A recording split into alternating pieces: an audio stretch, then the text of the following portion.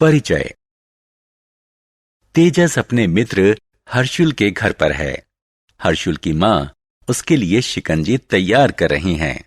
वह पानी के एक गिलास में नींबू निचोड़ती हैं, चीनी और बर्फ डालती हैं और उसे पीने के लिए दे देती हैं। हर्षुल को पानी में चीनी और नींबू के रस की कोई निशानी नजर नहीं आती। बस उसे पानी के ऊपर बर्फ के टुकड़े तैरते नजर आते हैं। उसे यह देखकर बड़ी हैरानी होती है कि अलग अलग चीजों के अलग अलग लक्षण होते हैं। इस पाठ में हम अलग अलग वस्तुओं में मौजूद गुण धर्मों के बारे में जानेंगे।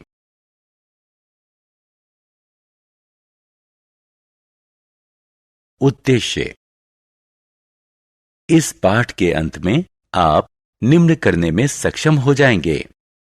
चीजों को कठोर या कोमल के रूप में वर्गीकृत करना, चीजों को घुलनशील या अघुलनशील के रूप में वर्गीकृत करना, चीजों को तैरने योग्य या डूबने योग्य के रूप में वर्गीकृत करना, चीजों को पारदर्शी, अपारदर्शी या अर्धपारदर्शिता के रूप में वर्गीकृत करना।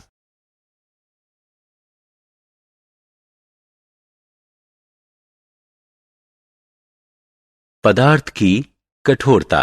आइए पदार्थ की कठोरता या कोमलता की अवधारणा को समझने के लिए एक छोटा सा प्रयोग करते हैं। एक स्पंज को पानी में डुबोइए। अब पानी से भीगे हुए एक पत्थर को लीजिए। अब दोनों को दबाकर उनमें से पानी निचोड़ने की कोशिश कीजिए। आप इन दोनों में से किसको दबा पा रहे हैं? जी हां, स्पंज को। क्या आप पत्थर को निचोड़ पा रहे हैं? आप ऐसा नहीं कर पाएंगे। जिन चीजों को दबाना मुश्किल होता है उन्हें कठोर वस्तु कहा जाता है और जिन चीजों को दबाना आसान होता है उन्हें कोमल चीज कहा जाता है।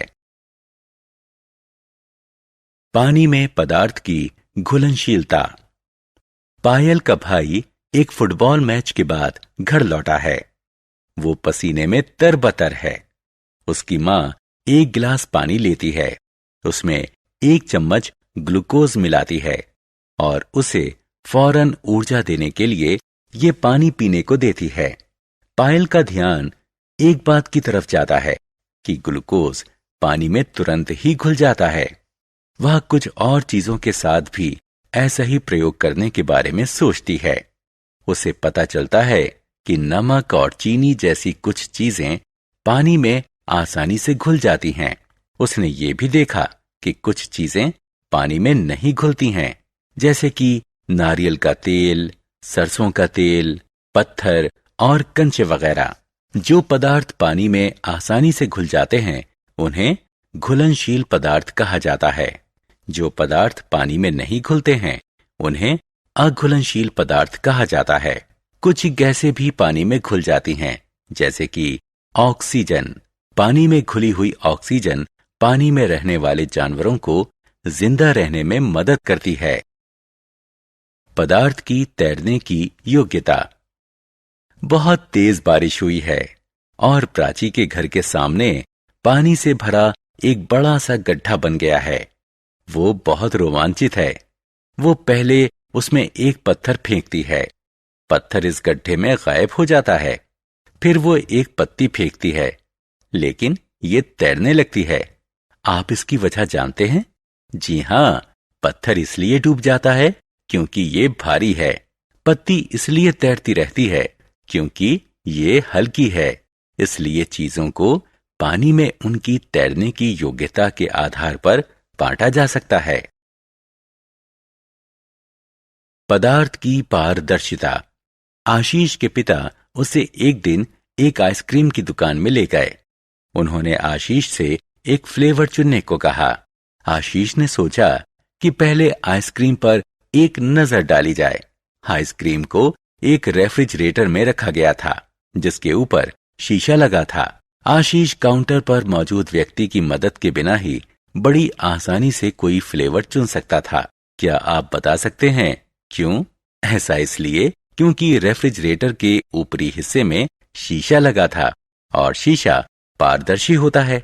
इसलिए आशीष इस दुकान में उपलब्ध सभी फ्लेवरों को देखकर कोई आइसक्रीम चुन सकता था। कोई पारदर्शी चीज एक ऐसी चीज होती है जिसमें से प्रकाश गुजर सकता है। इसका मतलब यह हुआ कि यह प्रकाश को सोखती तो है, लेकिन इसे बहुत कम परावर्तित करती है। इसके परिणाम स्वरूप यह स्पष्ट लगता है और इसमें से चीजों को देखा जा सकता है। पारदर्शी चीजों के अन्य उदाहरणों में पानी, हवा और प्लास्टिक आदि शामिल हैं। पदार्थ की अपारदर्शिता।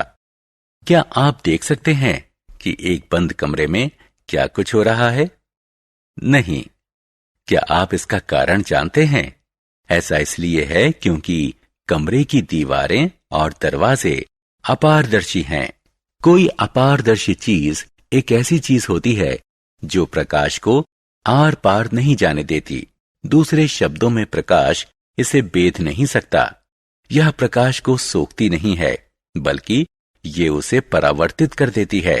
इसीलिए हम किसी अपारदर्शी चीज के आर पार चीजों को नहीं देख सकते। उदाहरण के लिए हम ये नहीं देख सकते कि लकड़ी के किसी बंद डिब्बे में या धातु के बर्तन में क्या रखा गया है, क्योंकि लकड़ी और धातु अपारदर्शी होते हैं।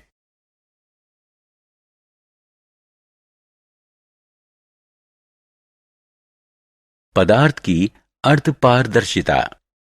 रेखा एक रुमाल की कढ़ाई करने की तैयारी कर रही है। उसने एक किताब में एक डिजाइन देखा है। वह रुमाल पर इसी डिजाइन को बनाना चाहती है। वह अपने रुमाल पर किताब से इस डिजाइन की नकल करने के लिए एक ट्रेसिंग पेपर का इस्तेमाल करती है। अब वह कढ़ाई करने के लिए तैयार है। इस कढ़ाई को संभव बनाया पारभासी ट्रेसिंग पेपर ने। कोई पारभासी पदार्थ एक ऐसा पदार्थ होता है जिसमें पारदर्शी और अपारदर्शी दोनों पदार्थों के गुण होते हैं। यह कुछ प्रकाश तो सोख लेता है और बाकी को परावर्तित कर देता है। सोखा गया प्रकाश छितराए हुए या डिफ्यूज तरीके से आगे बढ़ जाता है। पारभासी चीजों के अन्य उदाहरण हैं कागज, पैराफिन वैक्स और ग्रीस्ड पेपर आदि। सारांश। आइए हमने जो कुछ सीखा है उसे संक्षेप में दोहराएं। कुछ पदार्थ कठोर होते हैं, जबकि कुछ कोमल होते हैं। कुछ पदार्थ पानी में घुल जाते हैं, जबकि कुछ नहीं घुल पाते हैं। कुछ पदार्थ पानी में तैर जाते हैं, जबकि कुछ अन्य डूब जाते हैं।